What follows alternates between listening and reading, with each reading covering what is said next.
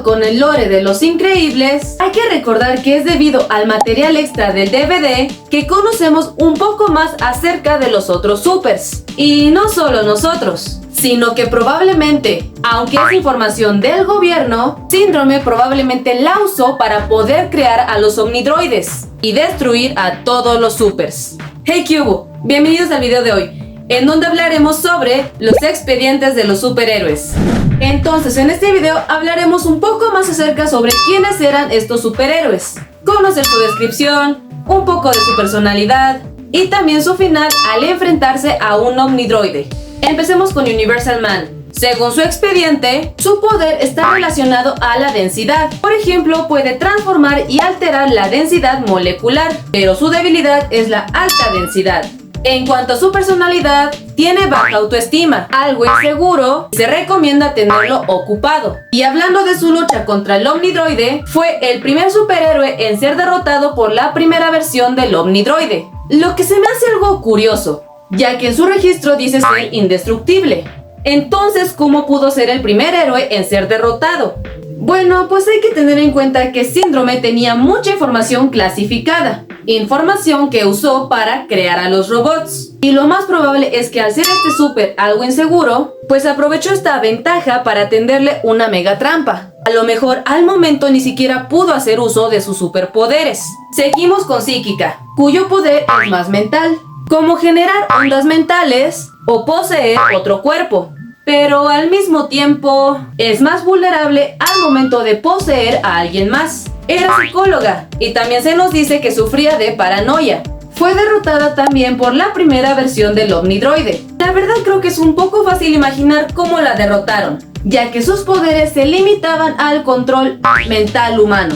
Seguimos con Everseer, quien también tenía poderes mentales, como una visión magnoscópica, telepatía, clarividencia y también leía la mente de algunos animales, sobre todo de las ardillas. En cuanto a personalidad, podemos decir que era algo solitario y odiaba los gérmenes. También fue derrotado por la primera versión del Omnidroide. Y al igual que Psíquica, al momento de la batalla, sus poderes mentales tal vez no le ayudaron mucho a sobrevivir. Seguimos con Macroburst.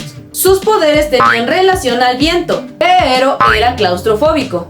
Fue el primer superhéroe en derrotar a la primera versión del Omnidroide, y lo más probable es que lo haya derrotado creando un viento similar a un remolino, y después fue derrotado por la segunda versión del Omnidroide. Algo importante que hay que recordar es que los Omnidroides aprenden de sus enemigos, se vuelven más inteligentes. Así que si el Omnidroide descubrió que Macroburst era claustrofóbico, pues aprovechó su debilidad para acabar con él. Seguimos con Falange. Sus poderes estaban relacionados a su voz, pues podría crear un campo sónico.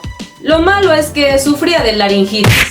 Se le describe como alguien egoísta, ya que incluso abandonó al equipo al que pertenecía. Él fue vencido por la segunda versión del Omnidroide, y he visto varias teorías de cómo puede ser que el Omnidroide acabó con él.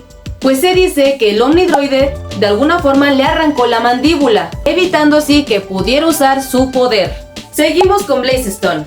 Sus poderes tenían relación al fuego, pues podía hacer descargas pirotécnicas, controlaba y tenía resistencia al calor. Su debilidad claramente eran las temperaturas muy frías, e incluso el agua. Se sabe que fue compañera de Frozono, y quizás no fueron solo amigos, pero al ser polos opuestos su relación terminó. También era algo independiente, e incluso la mantenían vigilada. Ella también fue derrotada por la segunda versión del Omnidroide, quien probablemente pudo derrotarla fácilmente al llevarla a las orillas de la isla, donde se debilitaría por el agua.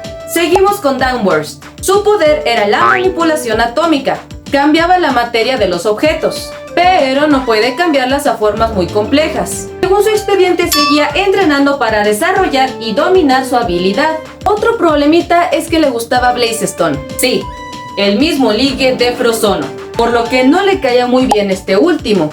Mejor ni lo mencionemos. Luchó contra la tercera versión del Omnidroide.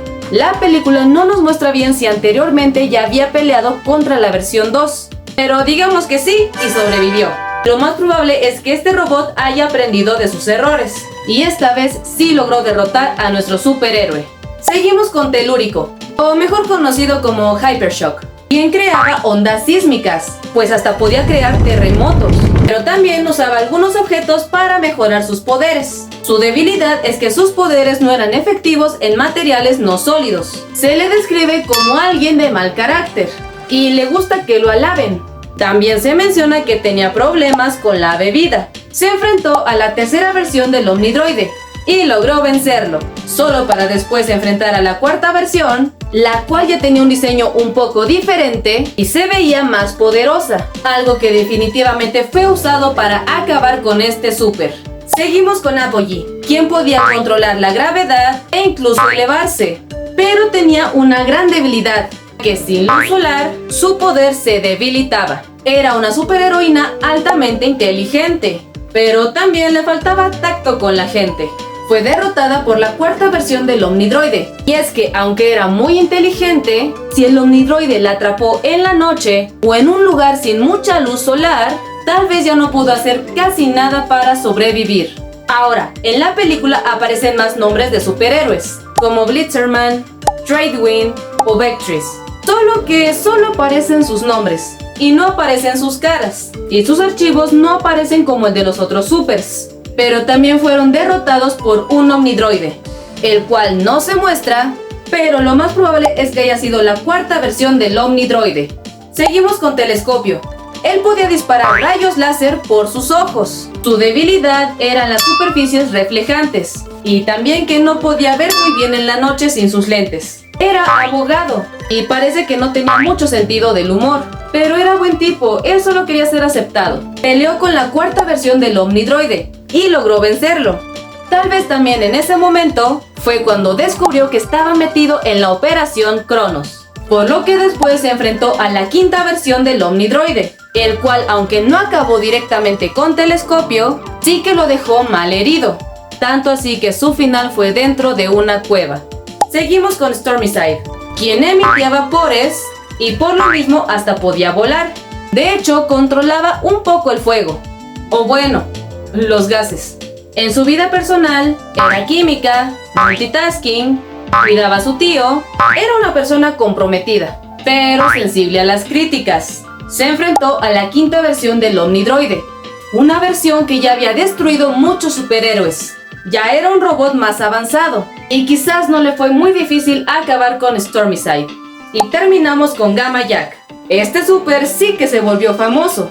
Sus poderes eran la radiación, y era muy poderoso tanto que podría crear explosiones. Pero también era una persona un poco complicada, pues creía que los supers eran superiores, y no le importaba que hubiera daño colateral. Siempre tiene que haber mucho daño colateral. Pues además era muy selectivo en cuanto a quién salvar y contra quién luchar. Se enfrentó a la versión 5 del Omnidroide, pero después fue vencido por la nueva sexta versión del Omnidroide, una versión completamente mejorada para vencer a Gamma Jack, un super muy difícil de vencer. Y es que haciendo estos videos, me queda claro que Síndrome fue solo la marioneta del gobierno, pues las verdaderas intenciones del gobierno era deshacerse de todos los superhéroes. Sobre todo ya que muchos o causaban daños a la ciudad, o tenían problemas con los ciudadanos, o eran un peligro hasta para sí mismos. Y sí, lo más probable es que en algún punto Síndrome tenía la gran posibilidad de traicionarlos. Pero en la película, quien realmente ganó y cumplió todos sus objetivos fue el gobierno. ¿Y tú qué piensas de todo el lore de Los Increíbles? ¿Crees que Los Increíbles 3 aborde este tema? ¿O ahora la trama estará más enfocada en el crecimiento de los niños? Apóyame con un like si te gustó, dime en los comentarios qué otro tipo de videos te gustaría ver y suscríbete si te gustan los temas de Disney. Gracias por ver.